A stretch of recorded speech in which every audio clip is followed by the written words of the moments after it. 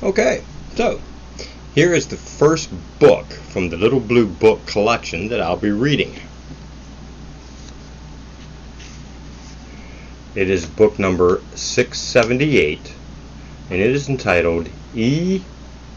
Haldeman Julius, The Man and His Work. And the reason I'm reading this one first is because it's about the man who published all of these Little Blue books. It's his story. It's a story behind the story, behind the story, behind the story. It's the reason I am doing this today. So, this is written by John W. Gunn. It is book number 678 of the Little Blue Book collection. And we shall start, let's see. Oh, and it was copyright 1924. So, okay, let's see if we can get a picture of that. There we go, copyright 1924. Okay. And that's with most of these. They are written in the 20s or earlier. Some of them don't have copyright, some of them do. Ooh, this one has a picture. Picture of the man himself. E. Haldeman Julius in his library. Let's see, we'll show that. See, there he is. There is the man, the myth, the legend. Oops, put that in front of the camera. There he is. And it looks that fuzzy in real life too. Okay, so here we go. Page 1. Oh, let me get a drink. That's water with a flavor enhancer. Okay, here we go. E. Haldeman Julius, the man and his work. Wherever I go, I find a great deal of curiosity. To give it the simplest name about E. Haldeman Julius, about the man and about his work. And this curiosity would be a sufficient and respectable motive for this sketch if I should do nothing more than picture Haldeman Julius in his familiar environment, and describe superficially his method of work. I should be justified on the ground of interest alone. One thinks of the questions people ask.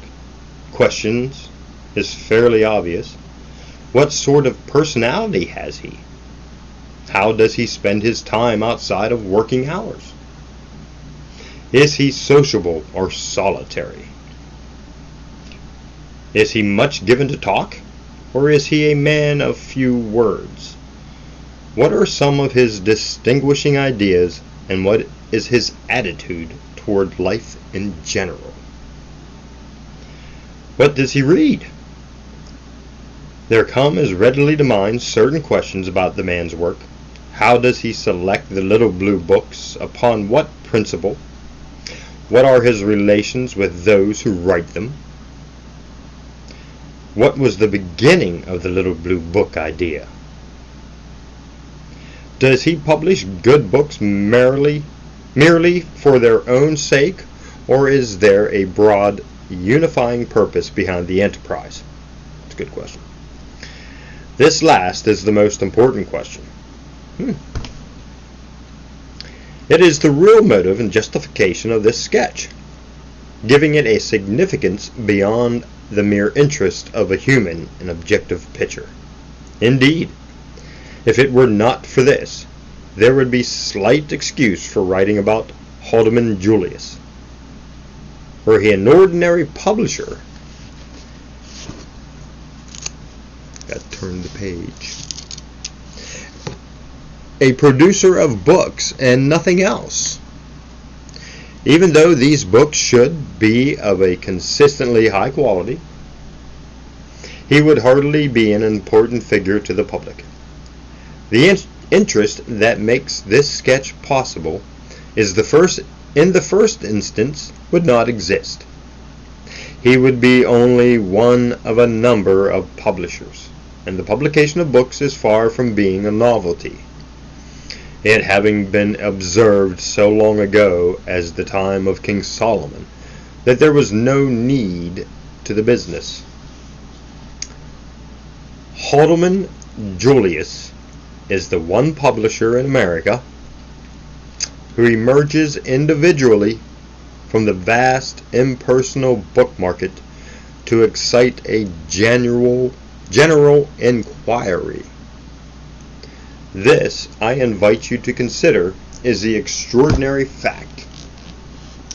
Perhaps you will say it means simply that Haldeman Julius has made literature popular.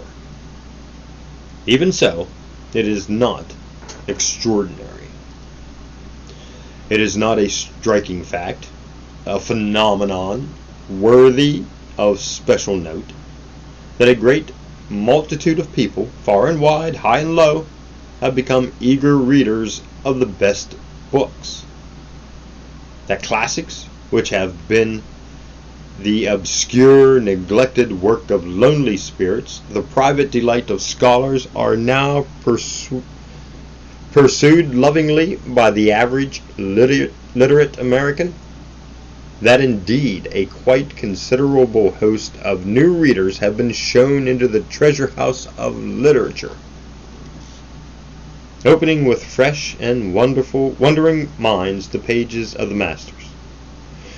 And finally, that the whole past of mankind is being newly revealed by the contemporary writers of little books on science, history, and biography. This popularity, however, is not simply a piece of accidental good fortune, one of those unforeseen successes that sometimes happens to individual books. It is the triumph of a definite idea, the fruit of a deliberately and extensively conceived policy. This is a movement, if you please, and not merely a literary movement, but one of wide and deep culture. It's impressive. Which has for its object the bringing of knowledge from the recesses of library and school, and the setting up of knowledge in the midst of the active life of men. It is not the popularization of knowledge in the commonly understood sense of the mere outlines of things written down to the masses. It is better called the making of knowledge popular.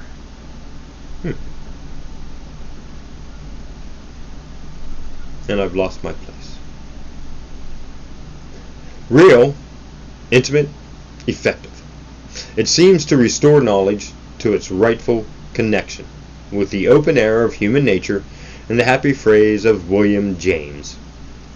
This it is that people sense in the work of Haldeman Julius, and this it is that explains why Haldeman Julius is an outstanding publisher, why he has seized the public imagination in the way that would hardly be possible to any pure and simple publishing enterprise, however novel or tremendous. What he is doing reaches far, far down into the lives of men, far on into the future. The little blue books come not as single spies, but in battalions. They are not a scattered host, but an army marching in perfect step as a solid intellectually directed force. I'm not sure. So it is that this sketch, while it is full of personal talk about Haldeman Julius and wanders freely in many places, is essentially the statement of a literary and educational policy, and a study of the possibilities of popular culture. 1.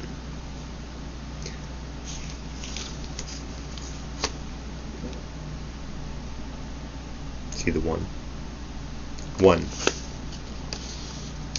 It will be best to say a few words about the man first, before attempting the larger discussion of his work. I think of books when I think of Haldeman Julius. I suppose that 9/10 of the sum of all our conversations, if such a reckoning could be had, would be found to have been on the subject of books in general, books in particular, and on subjects very closely related to books. This is not to say that Heidelman Julius is the sort of fellow who can be described as bookish, in the unflattering sense, as one who is apart from life, and who gets life only at second hand through the pages of a book. He follows the rule of the wise Goethe. 2 looks at life, 1 look in a book. Too many persons take only 1 look at life, never afterwards bothering to revise their first hasty impression, and not a single look in a book. There are other things which go to prove that Heidelman Julius is not narrowly and exclusively a man of books. He spent a number of years as a newspaper reporter in several large cities: New York City, Chicago, Milwaukee, Los Angeles, and this is an experience of sharp, realistic flavor. Perhaps no man sees such an immense and amazing panorama of life, nor sees life at such close quarters as the active journalist in a large city. Some of the best of this newspaper experience may be found in Heidelman Julius's book of sketches and stories, The Color of Life, whimsical, ironic, tragic, and pathetic glimpses at the kaleidoscopic daily scene. The reading of this book will convince anyone that Heidelman Julius has spent much time outside of libraries. Then there is that remarkable novel, joint product of the pens of Heidelman Julius and Mrs. Heidelman Julius, a grim story with a grim title, Dust. Such a story as Dust could not have been written save by persons who have studied life with an intense, clear gaze. Of books. However, Heidelman Julius is ever ready to talk, and it is his literature which is his supreme interest in life. So you see, he has the most excellent trait that a publisher can have, and one that is often sadly missing: the love of good books, and, it should be added, a sound and discriminating yet liberal taste in books. Heidelman Julius has never been susceptible to the strange lure of fads. He has always felt keenly and humorously the difference between the sublime and the ridiculous. I recall the interesting page that he wrote when he was Sunday editor of the New York Call, a page that one always turned to first because there was in it a genuine breadth of personality.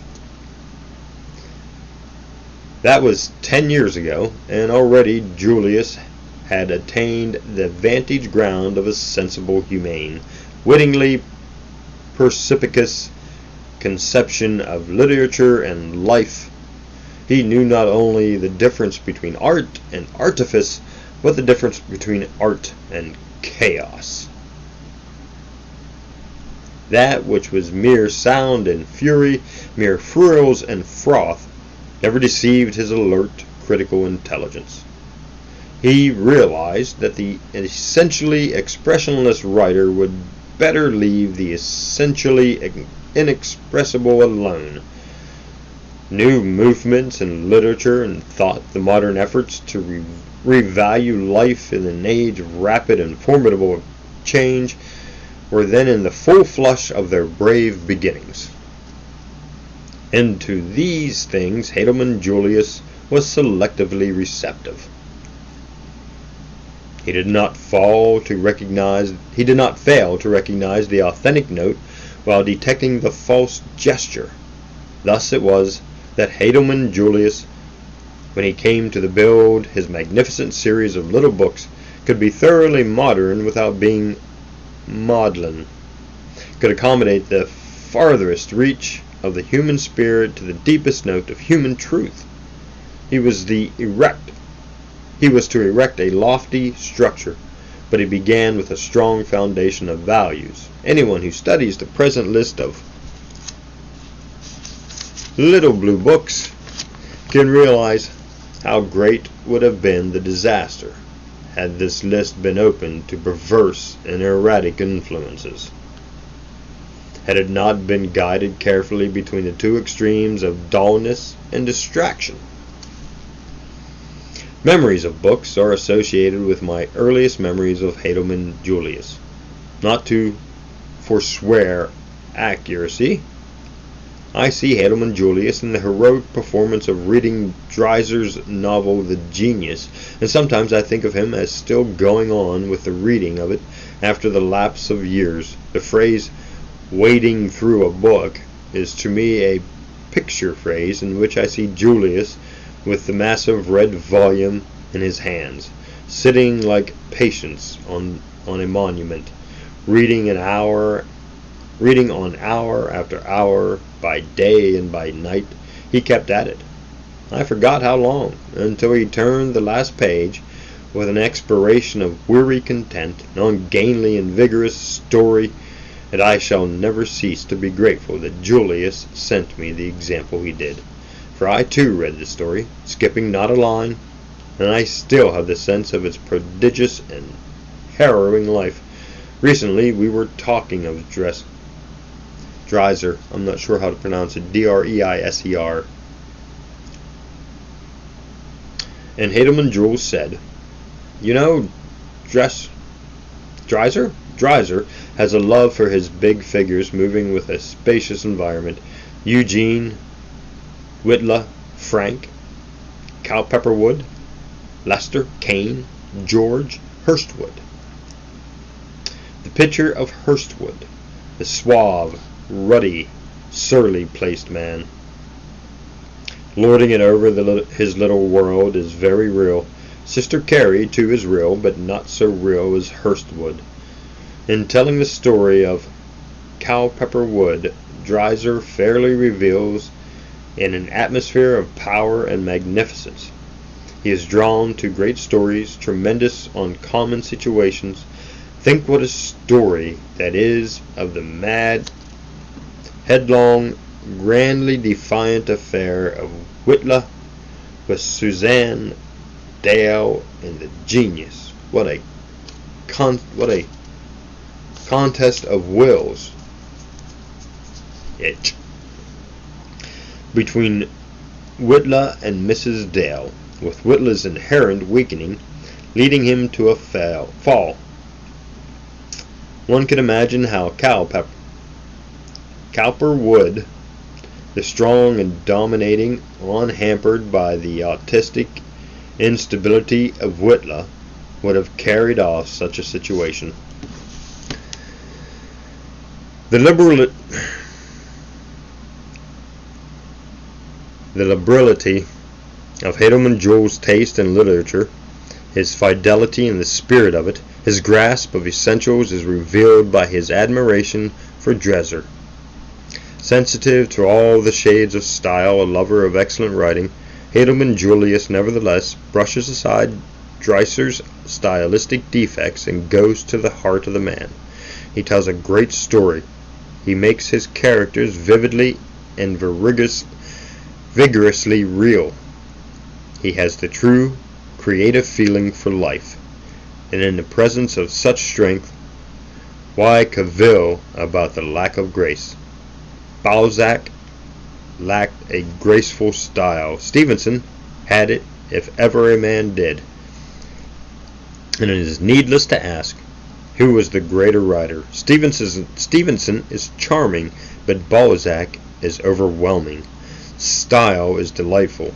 It is even important, worthy of infinite pains indeed, but it is not absolutely indispensable.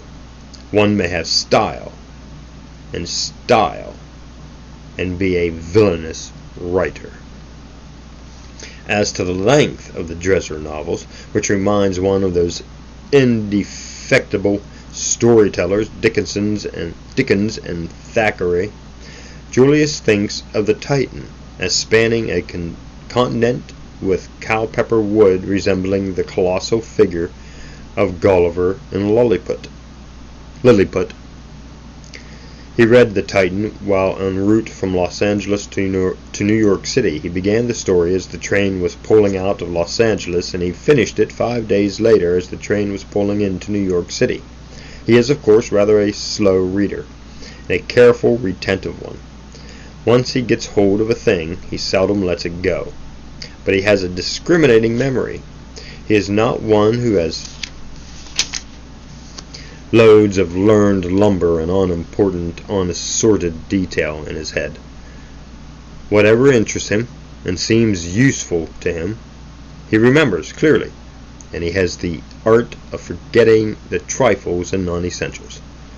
I may add confidentially that he has a quite manly antipathy for dates. We have a deep fellow feeding on this score. For example, Heidelman Jules is very much interested in Dr. Johnson, his period and group. He knows that the pompous, irascible, lovable doctor lived in the 18th century. He can tell you all about the man's personality, his characteristic way of thinking, his views on many questions, his talk and writing, his habits and friends, and he can relate endless anecdotes about him. But I doubt if he could tell you a single precise date in Dr. Johnson's life. Unlike certain admirers of Dr. Johnson, Heidelman Julius does not attempt to minimize nor ridicule Boswell. He is grateful to this industrious, infinitely observant Scotsman for leaving such an amazingly complete record of his hero, and he realizes that not a little of Dr. Johnson's fame is due to the unrivaled Boswellian portrait.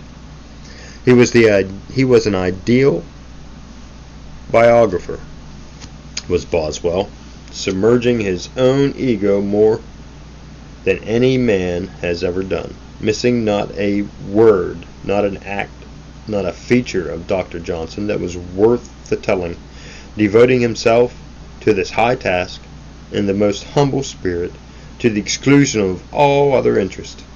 Although he has a sound admiration for Macaulay, Heidelman Jules points out that the latter was seriously at fault in failing to recognize Boswell's greatness in trying to reduce the biographer's stature.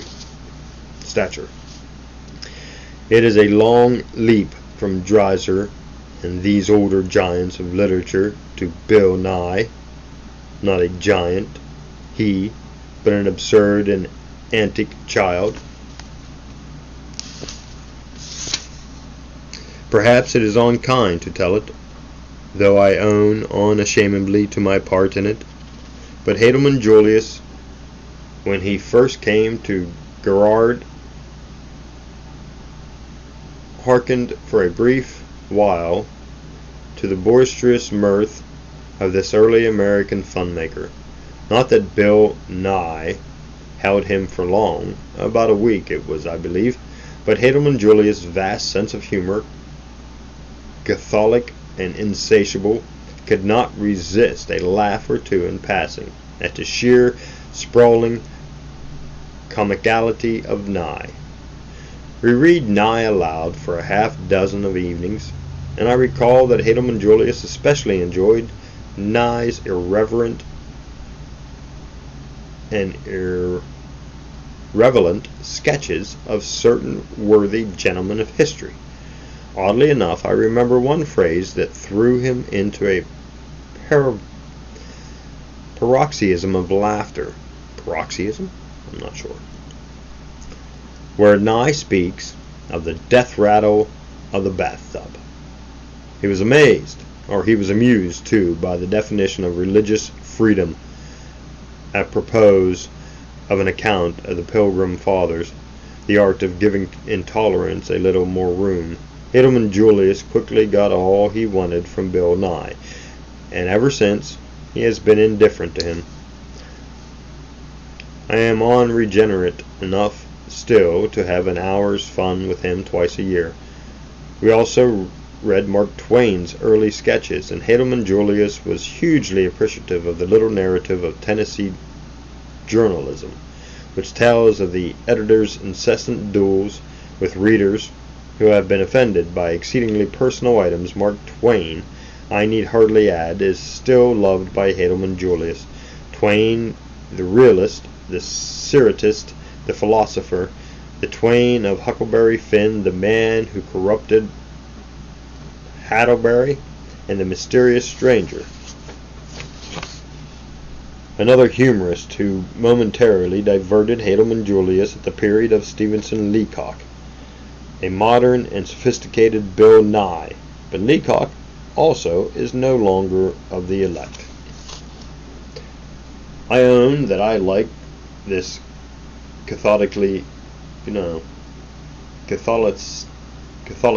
of humor, this capacious gusto of laughter in Hidelman Julius.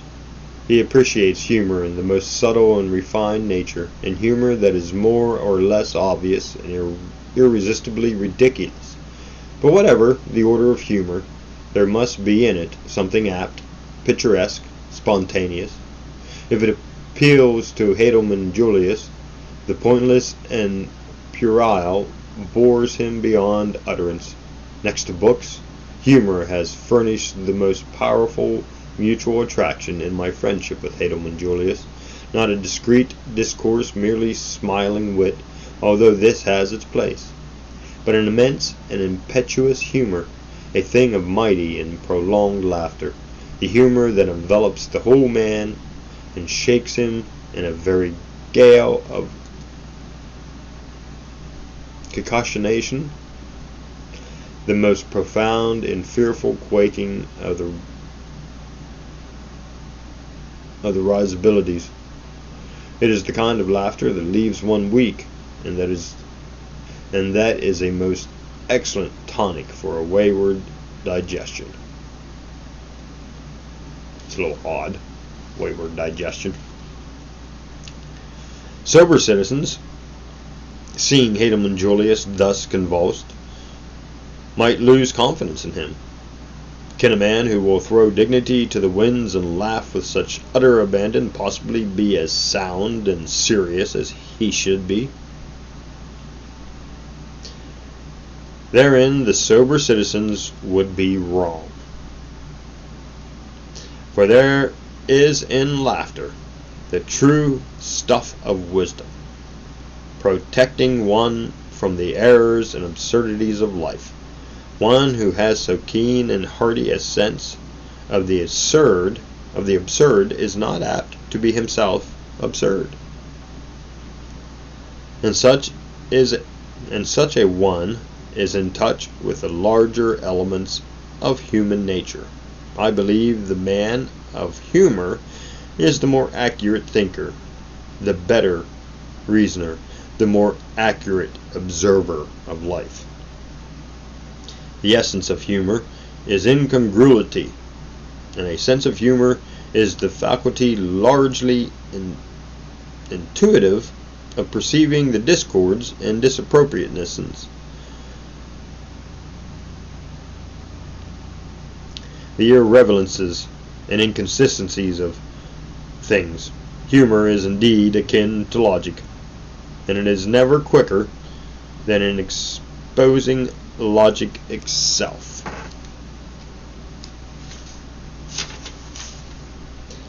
When the latter goes astray, forcing itself into false attitudes, it is significant that the haters of sham have been men of humor. To see things as they are, to coordinate one's impressions, to go instantly to the point of a question. These are the characteristics of a mind given to humor. This I know is true of Hadelman Julius. His humor is part and parcel of an admiring, sane, and direct mind. No circumlocutions, no beating about the bush, no befoolment and befuddlement by specious phrases or generalities. Nothing of this will you find in Hadelman Julius. He is a realist. He insists that he has ideas rather than ideas. Oh no. He insists that he has ideas rather than ideals. And he will, if necessary, take considerable pains to get at the truth of a question, rather than easily succumb to any notion, however plausible or popular. He has, however, the fortunate trait of being able to see quickly the weakness of an argument, of viewing in a moment of swift, searching thought the essential features of any issue or viewpoint of life. With reaching a sound conclusion, I think of what P.G. Patmore said of Hazlitt. A practical musician can play anything at sight, as the phrase is, but Hazlitt can perceive and describe at sight the characteristics of anything without any previous study or knowledge whatsoever, but by a species of intellectual intuition. Other men become acquainted with things progressively, and with more or less quickness and precision according to their capacity and to the attention they bestow. But Hazlitt felt them at once. They did not gradually engrave themselves upon his perceptive faculties, but struck into them at once, as by a single blow. This, I should say, is very true of Hadelman Julius. He has, too, a gift of happy phrase, of compressing a great deal into a brief, illuminating sentence. He is, when the mood is upon him, a first-rate talker. His talk is real talk, spontaneous, vigorous, a freely flowing thing, interspersed with anecdotes and allusions, and full of the common lively speech of every day. And it has that unforced literary quality which is to be observed in the conversation of very intelligent persons. Or is it the other way about? And is literature more alive and attractive when it rivals the direct, intimate style of good talk? But while Hadelman Julius can talk, and talk exceedingly well, I should not call him strictly a talker. When you have been with him day after day, you reflect that the sum of his talk is not large, his talk perhaps less than the ordinary person. And unlike the ordinary person, he is not voluble about trifles. He has the divine gift, I suppose it is a divine gift, as it does not appear to be a general faculty of human nature, of silence. He doesn't feel that to be companionable he must toss out words, make talk regardless of the occasion. I have spent several hours in his company without half a dozen words passing between us. We have driven mile after mile along the country roads around Gillard, each wrapped in his own thoughts. On the other hand, I have seen Hadelman Julius animated and delightfully communicative during a long evening of talk. His talk has a wide range through the world of books, ideas, people, and he can see the extraordinary under the surface of the seemingly ordinary. He seldom talks about people, and when he does, he ignores the trivialities of gossip, and seeks for the genuine, perhaps humorous touch of character. He is quick to see the odd things about people, their amusing foibles, and he has quite an air of friendliness in the presence of such people, out of gratitude, perhaps, for being amused. Once in the smoking room of a theater, Hadelman Julius, who has been only mildly entertained by the show, was heartily diverted by the naive, boastful conversation, a monologue it was, of a fellow who told how he had known beforehand the outcome of a certain automobile race, how he had offered to bet this one and that one large sums on the event, how he was privy to the particularities of each driver and each car, and so on, without drawing a breath, listening. All trace of boredom disappeared from Hadelman Julius's face. It was a real show to him. He was captivated by the naivete of all this bluster. Again, I recall a precise elderly gentleman, in the course of an evening, appropriated Hadelman Julius half a dozen times to inquire the exact facts of his business. That is, he would state what he assumed to be the facts, and ask if he was correct. It tickled Hadelman Julius, humor thus, to meet a man who, as he said, was a great stickler for facts, but could never get his facts straight. Then I remember a story he told me about an old-time socialist in an eastern city whose hobby was the need of a working model of socialism, or of whatever idea took strong hold of him. And at every meeting this good practical soul would reiterate earnestly, "Comrades, we must have a working model." There is something deeper than humor, a bleeding of sympathy and satire, in the story of a certain colored man with mosaic aspirations. "I once thought of writing a little story about this man," said Hadelman Julius. "He was a man who dwelt much upon the wrongs of his race. He had a gift of crude but impassioned utterance, and he often spoke before assemblages of the Negroes of the community. If he could only do something to deliver his race from oppression, this must have been the thought which was constantly with him. He often told me that what his brethren needed was a leader who would really lead them somewhere. He took the idea of leading literally. I think some outrage against the Negroes in the South finally drove him to action. He had an idea.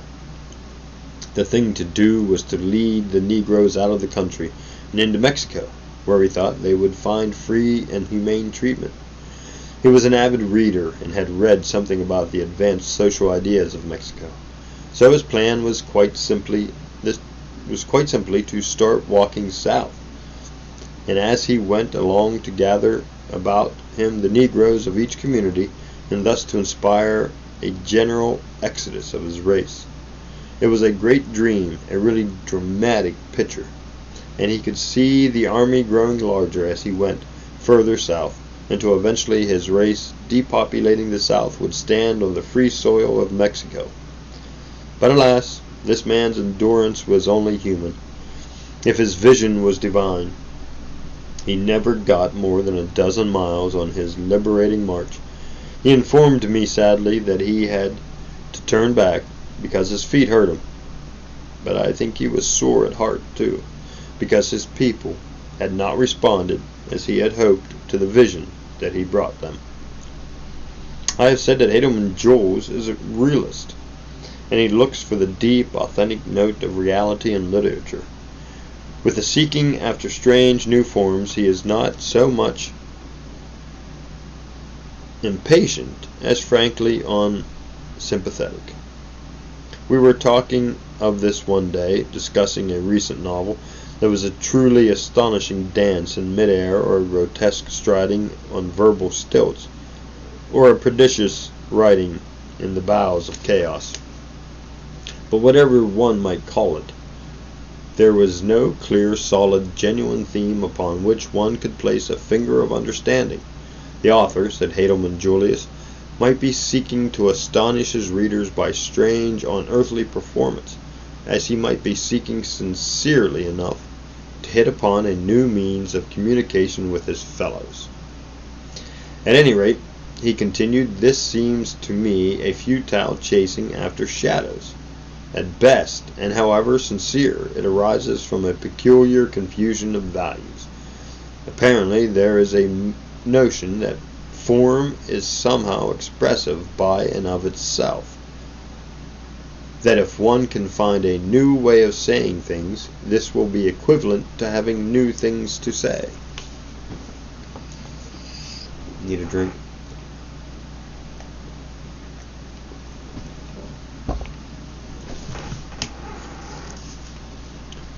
There are writers who have evidently forgotten this truth. It might really be called a truism that thought, not form, is the important thing. Form, it is true, can lend grace or significance to thought, and one may use familiar forms in a novel way, or perhaps employ a novel combination of old forms. For example, I have just been reading Upton Sinclair's Hell, in which he clearly combines the older drama with the photoplay, but Sinclair knows what he is trying to do, and there is no obscurity in the result. So has Sherwood Anderson put something new into the short story, notably in his Winesburg, Ohio, but one can't say that here is a new form. Rather, it is a new spirit. What is Anderson's best novel? Poor White? A work in the sound tradition of the English novel. Now Anderson is seeking after strange forms, and it is a sad lapse. Essentially a realist, a man who can write only with his feet on the ground.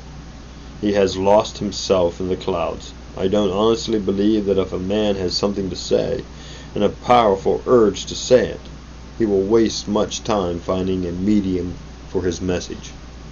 What he has to say will, in a fashion, say itself. Very likely he will seize the first form readily to hand, guided instinctively by the bent of his temperament and the nature of his theme. It appears to me that the novel has touched life at all possible points, that it contains all that it is capable of, and that the seeking after new forms is an admission of the fact.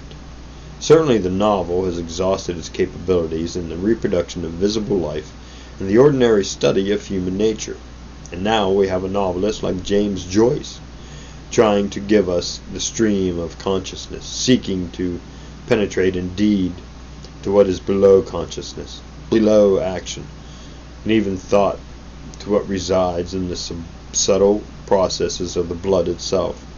On the other hand, the drama is still flexible and variously expressive, is still finding new things to say about life, which it says clearly and confidently. Witness the plays of Eugene O'Neill, Capic, and Pirandello. The drama, it would seem, having visible forms at its command, can attempt things beyond writing fiction, which relies solely upon words. Fiction has its role, though I sometimes think it is a diminishing role, but it is a role that is fairly well established. One might accept the short story, just as a small body can be shifted more easily than a large body, so the short story has greater mobility than a novel. A short story may be a prism that reflects a subtle passing mood, a brief, fantastic thing, but moods are fleeting and the novel is long. I would not give the impression that Heidelmann Julius is fundamentally apathetic to fiction. He has indeed the very imaginative qualities, the general emotions, the feelings of the stir and vastness of life that are the best stuff of fiction. The truth, I think, is that Heidelmann Julius has the sense of fatigue that comes to all really active minds after the reading of many novels. This world of fiction is a glorious, art-related world, a world peopled with tremendous figures and full of fine sentiments, and it has a most quickening expansive influence. But it cannot alone and always satisfy the mind. It never entirely loses its charm. One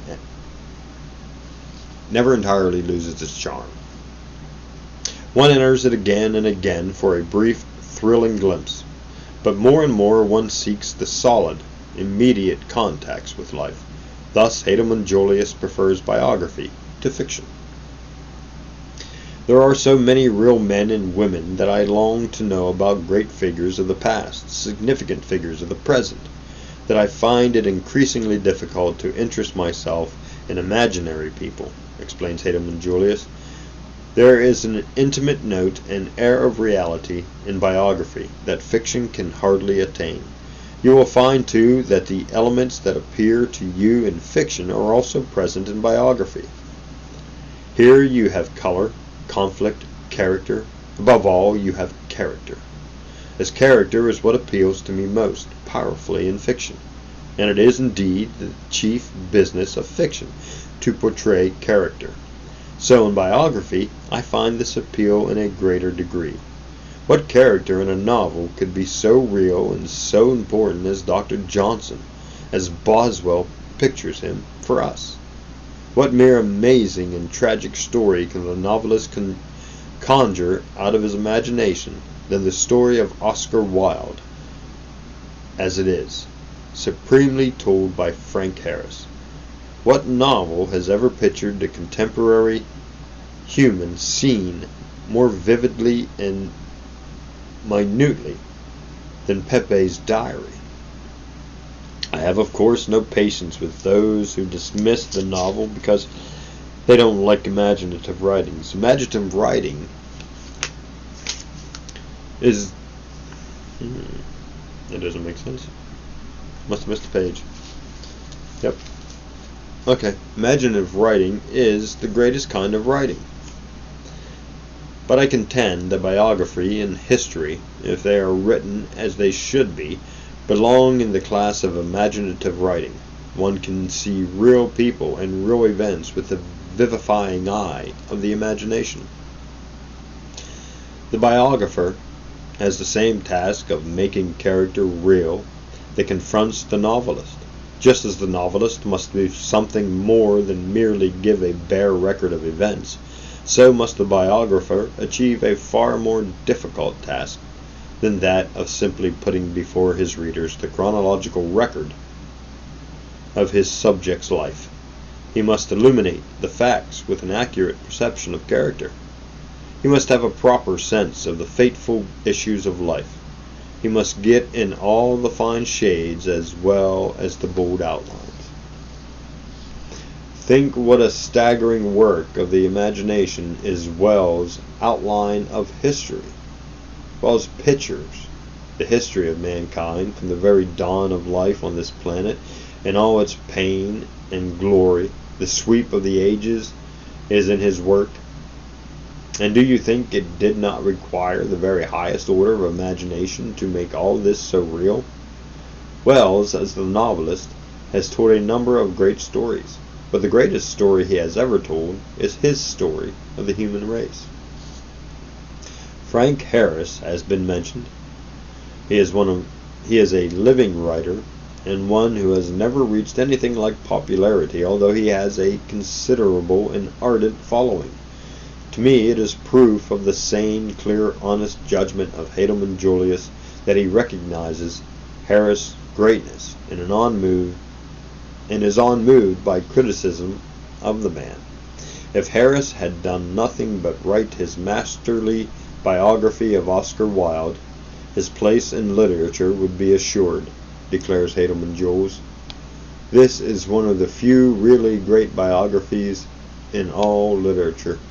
One of the most vivid and stirring scenes ever written is that of Harris's walk in the park with Wilde, when he tries to persuade Wilde to leave for France to escape from the hostile daily, more threatening forces all about him.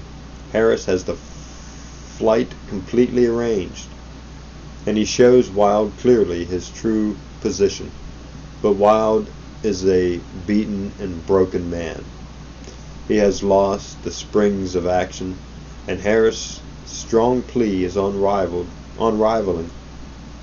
Here is a fateful, soul-stirring moment.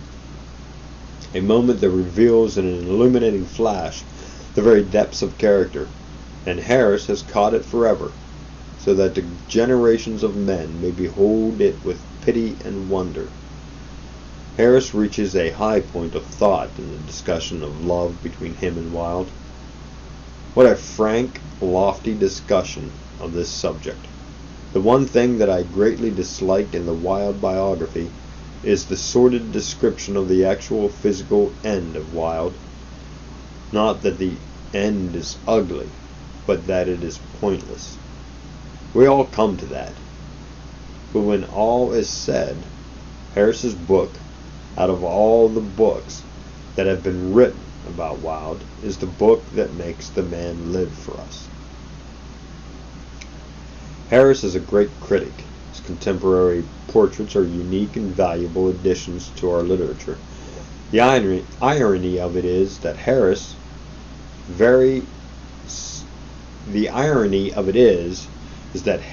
is very secretive in giving us these fine portraits of the great men he has known. Should have brought him the unfriendly charge of egotism. Suppose he is egotistic. What does it matter? He has done great things. He is always interesting, at least in his role of critic and biographer, contrary to Harris's opinion of himself. I regard him as the greatest critic, then storyteller. At his best, no one can excel him in talking of men and books. Another book by Harris that would alone be sufficient to guarantee his fame is the man Shakespeare.